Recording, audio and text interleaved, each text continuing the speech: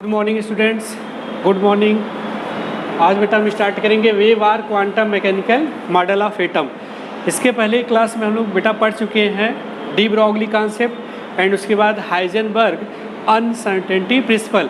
ये दोनों कॉन्सेप्ट से ये क्लियर हो गया कि इलेक्ट्रॉन डुअल नेचर पोजेस करता है, पार्टिकल की तरह बिहेव करता है एंड वेव की तरह बिहेव करता है। ओके, ये तो क्लियर हो गया।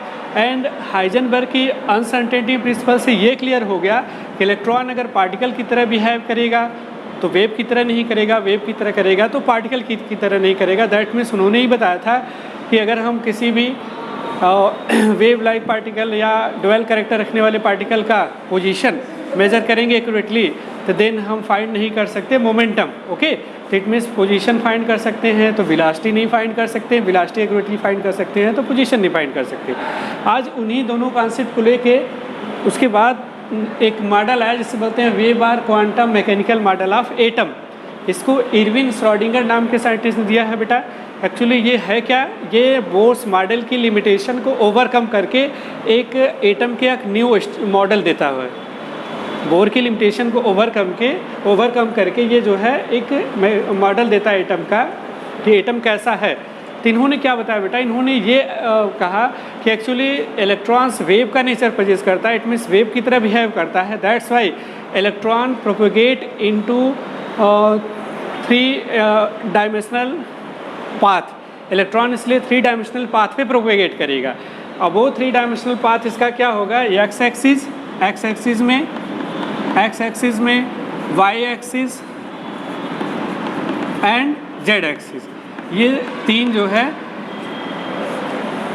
एक्सिस है। इन तीनों एक्सिस को मिला के 3 कोऑर्डिनेट बनेंगे, 3 कोऑर्डिनेट्स बनेंगे। इसी 3 कोऑर्डिनेट्स पे जो है इलेक्ट्रॉन का पाथ ऑफ प्रोपेगेशन होगा, उसी रास्ते पर मूव करता है। ठीक, तो इस पाथ ऑफ प्रोपेगेशन से उन्होंने क्या किया, इस तीनों एक्सिस को मिला के 3 कोऑर्डिनेट्स बनाए और उस 3 कोऑर्डिनेट्स के उन्होंने श्रोडिंगर ने जो है वेव फंक्शन फाइंड किया और इलेक्ट्रॉन की एनर्जी निकाला। उसके लिए उन्होंने एक इक्वेशन दिया कि हम कैसे इलेक्ट्रॉन के वेव पाथ पे वेव के फॉर्म में प्रोपेगेट करते हुए 3 कोऑर्डिनेट में एक इक्वेशन उन्होंने दिया, that is known as Schrodinger wave equation, जो है del square psi upon del x square, del square psi upon del y square, del square sine upon del z square, ये तीनों एक्सिस के coordinate हैं, plus 8 pi square M upon H square E minus b psi is equal to 0। That is the known as Schrodinger wave equation.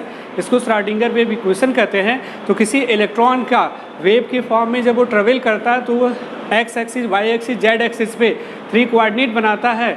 उसके wave के form में propagate करने पे electron की एनर्जी और उससे एसोसिएटेड वेव फंक्शन को हम फाइंड कर सकते हैं फ्रॉम दिस इक्वेशन। इस इक्वेशन के सोल्यूशन से क्या फाइंड कर सकते हैं, एनर्जी फाइंड कर सकते हैं इलेक्ट्रॉन का और वेव फंक्शन फाइंड कर सकते हैं इलेक्ट्रॉन का। ओके स्टूडेंट, इसमें देखते हैं इस इक्वेशन में साई क्या है। Sai is the amplitude of wave. इसको ध्यान देंगे बेटा कि साई क्या है, इसको साई पढ़ते हैं, एस आई साई प्रोनाउंस करते हैं। Sai is the amplitude of wave. चूँकि इलेक्ट्रॉन वेव की फॉर्म में ट्रेवल कर रहा है तो ये इलेक्ट्रॉन का एम्पलीट्यूड है और इसकी वैल्यू जो हमें फाइंड होती है वो करस्पॉन्डिंग वैल्यू जो होती है इस साई की, that is known as wave function. इसके लिए साई को वेव फंक्शन भी बोला जाता है और Sai is the amplitude of wave. जो इलेक्ट्रॉन से एसोसिएटेड वेव है उसका एम्पलीट्यूड भी है ये, और ये इसके वैल्यूज़ जो डिफरेंट आते हैं करस्पॉन्डिंग इलेक्ट्रॉन से रिलेटेड, वो क्या कहलाता है, वेव फंक्शन कहलाता है। क्या कहलाता है बेटा, तो इसे वेव फंक्शन भी कहते हैं। इसकी वैल्यूज़ को वेव फंक्शन, करस्पॉन्डिंग वैल्यू जो होती है उसको क्या बोलते हैं, वेव फंक्शन। ओके, ये वेव फंक्शन हो गया। ठीक है, ई क्या है, total energy of electron, electron की टोटल एनर्जी है। वी क्या है, potential energy of electron, and m क्या है, मास ऑफ द इलेक्ट्रॉन, और एच क्या है, प्लैंक्स कांस्टेंट, जिसे आप जानते हो बेटा। ओके, तो ये है श्रोडिंगर ने एक इक्वेशन दिया जिसके थ्रू हम इलेक्ट्रॉन का जो है एनर्जी एंड वेव फंक्शन उसे एसोसिएटेड फाइंड कर सकते हैं और ये बता सकते हैं कि इलेक्ट्रॉन की कहाँ पे कितनी एनर्जी है और क्या वेव फंक्शन है। ओके, ये आप राइट डाउन कर लेंगे वीडियो को पास करके। इसके बाद एक इम्पॉर्टेंट चीज़, अगर हम इस इक्वेशन को थोड़ा सा और आगे बढ़ाएं, इस श्रोडिंगर वेव इक्वेशन को, तो हमें एक न्यू इम्पॉर्टेंट चीज़, एक रिलेशनशिप मिलता है जिसको बोलते हैं हैमिल्टनियन ऑपरेटर। तो थोड़ा सा देखेंगे बेटा, तो यहाँ पे अगर इसको हम ऐसे राइट डाउन करें, del square upon del x square, ये क्या है, एक्स एक्सिस के according, plus del square upon del y square, ये वाई एक्सिस के according, del square upon del z square, ये इसको ऐसे करें साई सब में कॉमन, इसलिए हम यहाँ पे साई लिख दे रहे हैं, okay, plus 8 pi square M upon H square, इसको राइट कर दें, and E minus we into psi is equal to 0 के, दैट इज नोन है लैप्लेसियन ऑपरेटर। इसको क्या बोलते हैं बेटा? इसको बोलते हैं लैप्लेसियन ऑपरेटर, और इसको ऐसे डिनोट किया जाता है, इसको क्या कहते हैं? लैप्लेसियन ऑपरेटर, ये लैप्लेसियन ऑपरेटर है, और इंटू साई ये इक्वेशन हो जाएगा plus 8 pi square M upon H square E minus we into psi is equal to 0 को, ओके। ये लैप्लेसियन ऑपरेटर, इसको आप राइट डाउन कर लेंगे, थोड़ा सीरीज करेंगे हम जगह के लिए बेटा, ये यहाँ पे लिख लीजिएगा इसको, लैप्लेसियन ऑपरेटर। कौन सा ऑपरेटर? लैप्लेसियन ऑपरेटर इसको बोलते हैं, ओके। अब देखिए बेटा, अब हम इसको यहाँ पे उस साइड ले जाएंगे, तो ये क्या हो जाएगा?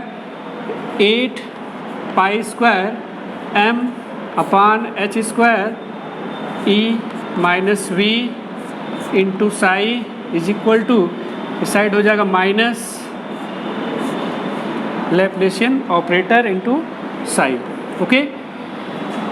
अब हम यहाँ पे इसको अंदर ले आ रहे हैं और इसको इस साइड ले जाएंगे तो हो जाएगा, इसको अंदर ले आ रहे हैं, इसको उस साइड ले जा रहे हैं तो हो जाएगा E psi minus V psi is equal to minus Laplacian operator psi into, ये ऊपर जाएगा, ये यहाँ डिवाइड होगा, ऊपर हो जाएगा h square upon 8 pi square m, okay. अब बेटा यहाँ पे हम ई साई को रोकेंगे, इसको इस साइड ले जाएंगे तो हो जाएगा, इसको ऊपर लिखते हैं, यहाँ तक आप नोट कर लिए हो तो यहाँ लिख देते हैं बेटा, नहीं यहीं पे लिखते, चलिए ठीक है। E psi is equal to हो जाएगा Laplacian operator psi H square upon 8 pi square M, और देखो बेटा माइनस से इधर प्लस हो जाएगा इंटू वी साई, ओके। अब यहाँ पे हम ध्यान रखिएगा, यहाँ पे साई यहाँ पे भी है, साई यहाँ पे भी है, साई साई कॉमन ले लेंगे तो बचेगा क्या बेटा? तो E psi is equal to आपका बचेगा माइनस, छोटा लिख रहे हैं थोड़ा, Laplacian constant H square 8 pi square M plus we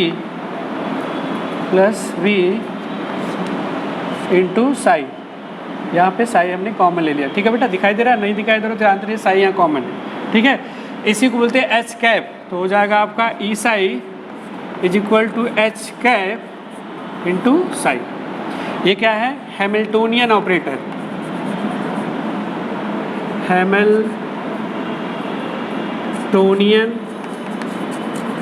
operator बोलते हैं बेटा इसको, हैमिल्टोनियन ऑपरेटर। ये क्या बताता है? H cap psi E psi into H cap psi, कि जो फोटान की energy, that is the quantized energy of photon, quantized energy of electron, H cap क्या है? हैमिल्टोनियन ऑपरेटर है, इसकी वैल्यू इतनी होती है, ओके बेटा। तो ये आपको रिलेशनशिप मिल गया, इसको आप क्लियर करेंगे। ये जो इक्वेशन है केवल इसीलिए श्रोडिंगर ने दिया था कि इलेक्ट्रॉन जब वेव के फॉर्म में ट्रेवल कर रहा है तो उस इलेक्ट्रॉन के एनर्जी और वेव फंक्शन को हम कैलकुलेट कर सकते हैं बाय सॉल्विंग दिस इक्वेशन, इस इक्वेशन को सॉल्व करके, ओके। इसको आप नोट डाउन कर लेंगे, ठीक है बेटा। पॉज करके वीडियो अब हम इरेज कर रहे हैं। अब इस इक्वेशन से दो इंपॉर्टेंट चीज़ मिली कि इलेक्ट्रॉन की एनर्जी क्या होती है? क्वांटाइज्ड होती है, फिक्स्ड होती है। जो नील बोर ने कहा था कि किसी भी ऑर्बिट में जब इलेक्ट्रॉन रिवॉल्व करता है तो उसमें उसकी वेलोसिटी फिक्स होती है और पोजीशन फिक्स होती है। तो उन्होंने जो मॉडर्न या वेव मैकेनिकल मॉडल कहता है कि नहीं, उसकी जो है इलेक्ट्रॉन की पाथ फिक्स नहीं होता, उसकी वेलोसिटी और पोजीशन फिक्स नहीं होता, बल्कि एनर्जी क्वांटाइज होती है। एनर्जी क्या होती है? क्वांटाइज होती है। ओके बेटा, अब इस वेव मैकेनिकल मॉडल और वेव मैकेनिक्स क्या है, अगर आपको कन्फ्यूजन करे व्हाट इज़ वेव मैकेनिक्स और वेव मैकेनिकल मॉडल क्यों कहा गया इसको, because wave mechanics is a branch of science which study the dual nature of electron, जो इलेक्ट्रॉन के डुअल नेचर को मीन्स वेव और पार्टिकल नेचर को स्टडी करता है, that is known as wave mechanics. उसको बोलते हैं wave mechanics.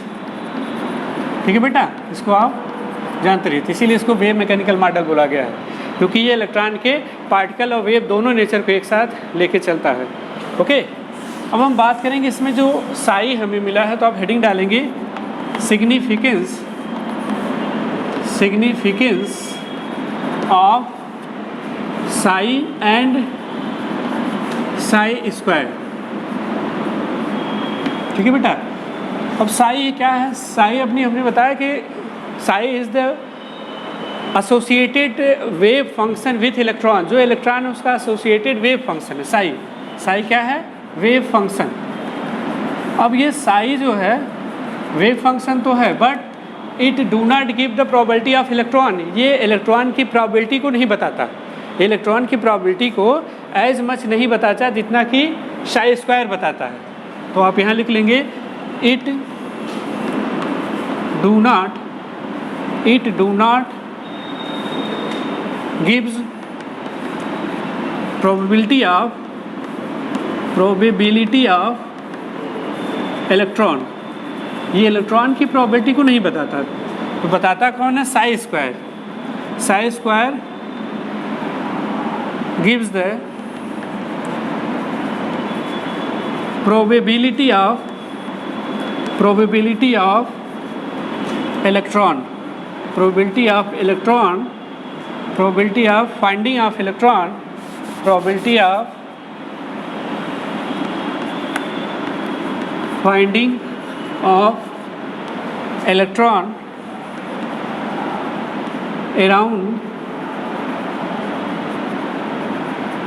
around the nucleus. ठीक है, तो साई स्क्वायर क्या बताता है बेटा? It is give the probability of finding of electron around the nucleus at any point, किसी पॉइंट पे, न्यूक्लियस के अराउंड किसी पॉइंट पे जो है इलेक्ट्रॉन की फाइंडिंग प्रोबेबिलिटी कौन बताता है? साई स्क्वायर। और साई जो वेव फंक्शन है वो फाइंडिंग प्रोबेबिलिटी इलेक्ट्रॉन की नहीं बता पाता, that's why psi have no significance but psi square है सिग्निफिकेंस। इसीलिए साई स्क्वायर का सिग्निफिकेंस होता है, साई का सिग्निफिकेंस बेटा नहीं होता, क्योंकि साई स्क्वायर जो है क्या बताता है? इलेक्ट्रॉन की डेंसिटी को बताता है न्यूक्लियस के अराउंड एक पर्टिकुलर पॉइंट पे कि कितना इलेक्ट्रॉन की डेंसिटी है, हायर है कि लेसर है। तो जहाँ पे इलेक्ट्रॉन की डेंसिटी हायर होती है हम कहते हैं वहाँ पे इलेक्ट्रॉन की प्रोबेबिलिटी, इलेक्ट्रॉन की फाइंडिंग प्रोबेबिलिटी मैक्सिमम, ज़्यादा इलेक्ट्रॉन पाया जाता है, and that is known as atomic orbital. इसी साई स्क्वायर के कॉन्सेप्ट से ही हमें एटॉमिक ऑर्बिटल मिला। एटॉमिक ऑर्बिटल क्या है? जहाँ न्यूक्लियस के अराउंड, जैसे ये न्यूक्लियस है, न्यूक्लियस के अराउंड जहाँ पे इलेक्ट्रॉन की फाइंडिंग प्रोबेबिलिटी मैक्सिमम होगी या इलेक्ट्रॉन का डेंसिटी जहाँ पे ज़्यादा होगी, जिस पॉइंट पे इलेक्ट्रॉन की डेंसिटी ज़्यादा है, that is known as atomic orbital. उसको क्या बोलेंगे? एटॉमिक ऑर्बिटल बोलेंगे। इससे साई स्क्वायर का सिग्निफिकेंस है बेटा, ये एटॉमिक ऑर्बिटल को बताता है। आप एटॉमिक ऑर्बिटल को इसके बेस पे बता सकते हो। Atomic orbital is the 3 dimensional space. अब देखिए बात हो रही है यहाँ पे wave or quantum mechanical model की, तो wave or quantum mechanical model कहता है कि न्यूक्लियस के अराउंड 3 डायमेंशनल स्पेस में वेव के फॉर्म में जो है इलेक्ट्रॉन ट्रेवल करता है x axis, y axis, z axis के अकॉर्डिंग, मीन्स 3 डायमेंशनल फॉर्म में करता है। तो इलेक्ट्रॉन भी उसी तरह से 3 डायमेंशनल फॉर्म में जो है मूव करते हुए फाइंडिंग प्रोबेबिलिटी उसकी 3 डायमेंशनल स्पेस में इलेक्ट्रॉन के न्यूक्लियस के अराउंड होता है।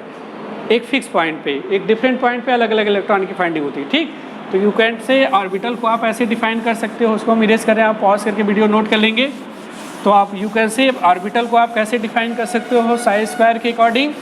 साई स्क्वायर बताता है the finding of probability of electrons.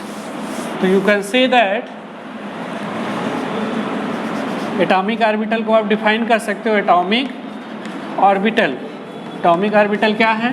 तब तो आप समझ गए होंगे, न्यूक्लियस के अराउंड 3 डायमेंशनल स्पेस होते हैं। उस 3 डायमेंशनल स्पेस में किसी पॉइंट पे इलेक्ट्रॉन की जहाँ पे हाई डेंसिटी होती है, इलेक्ट्रॉन की मैक्सिमम प्रोबेबिलिटी जहाँ होती है, that is known as atomic orbital. तो you can say that 3 dimensional space, 3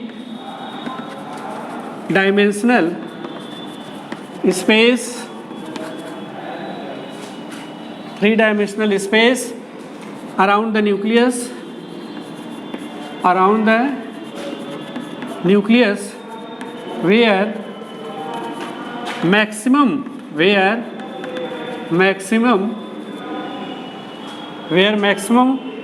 probability of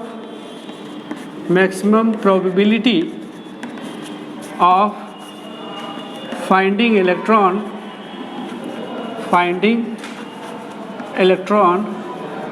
is known as atomic orbital, और ऑर्बिटल भी कहते हैं एटॉमिक ऑर्बिटल। तो एटॉमिक ऑर्बिटल क्या है बेटा? 3 डायमेंशनल स्पेस है जहाँ पे इलेक्ट्रॉन की मैक्सिमम प्रोबेबिलिटी है फाइंडिंग की अप टू 95% या 90% से ऊपर, 90% से ऊपर। ओके, ये एटॉमिक ऑर्बिटल डिफाइन हो गया। ठीक है, तो वेव मैकेनिकल मॉडल और क्वांटम मैकेनिकल मॉडल से एटॉमिक ऑर्बिटल डिफाइन हो गया बेटा। ठीक है, तो ये है आपका वेव मैकेनिकल मॉडल। इस तरह से ये क्लियर हो गया कि एटम में जो न्यूक्लियस होता है उसके अराउंड 3 डायमेंशनल स्पेस होते हैं, इसमें इलेक्ट्रॉन वेव के फॉर्म में ट्रेवल करता है। जहाँ पे इलेक्ट्रॉन की डेंसिटी हाई होती है वहाँ पे इलेक्ट्रॉन की probability, finding probability of electron maximum होती है, that is known as atomic orbital. Atomic orbital clear हो गया, और ये भी क्लियर हो गया कि उसमें जो एनर्जी इलेक्ट्रॉन की होती है वो क्वांटाइज होती है, फिक्स होती है, और इलेक्ट्रॉन ऑर्बिटल में पाए जाते हैं, ऑर्बिट में नहीं पाए जाते। यही जो यानी इन्होंने बताया था नील्स बोर की, यही तो डिमेरिट थी। नील्स बोर ने बताया था कि इलेक्ट्रॉन एक फिक्स पाथ पे सर्कुलेट करता है, फिक्स ऑर्बिट में पाया जाता है, जिसकी वेलोसिटी फिक्स होती है, जिसका मोमेंटम फिक्स होता है। बट यहाँ कहा गया नहीं, इलेक्ट्रॉन्स जो है एक पॉइंट पे जहाँ पे डेंसिटी हाई होती है एटॉमिक ऑर्बिटल में पाया जाता है, सारे ऑर्बिट में नहीं पाया जाता। ओके, तो ठीक है बेटा, इसको नोट डाउन आप कर लें। इसके बाद हम लोग यहीं से स्टार्ट करेंगे नेक्स्ट वीडियो में क्वांटम नंबर से। Okay, thank you.